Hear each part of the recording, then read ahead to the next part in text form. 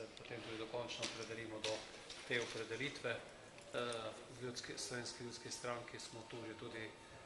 zagovarjali ta stališča, ki so šla v smer dopolnil do tega, da smo imeli že v začetku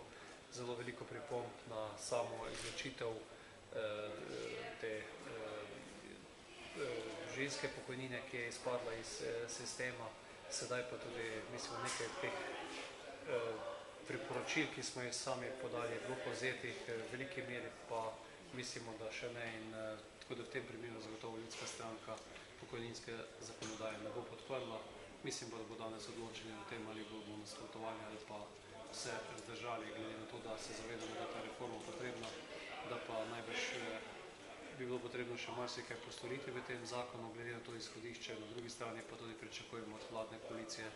da prevzame odgovornost za sprejem te zakonodaje.